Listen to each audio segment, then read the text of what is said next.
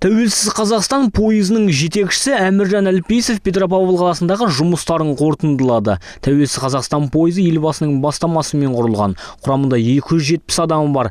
Түрлі сала мамандар елді мекендерді аралап, халыққа көмек көрсетіп келеді. Олардың 72-сі білікті дәрігерлер, кардиолог, невропатолог, онколог мамандар өзекті мәселелер бойынша кеңестер берді.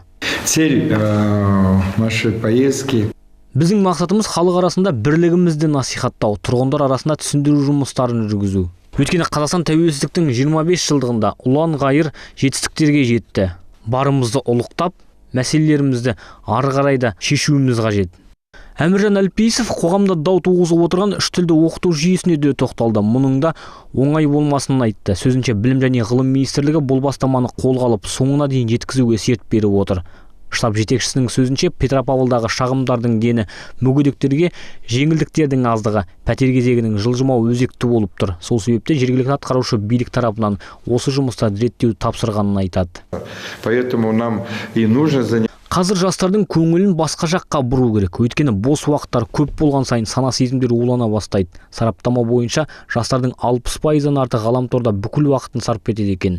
Содан барып экстремизм мен терроризм арамызға келеді. Осы уақытта жастармен көп жұмыс істегеніміз жөн. Қазақстандық патриотизмді дамыту қажет.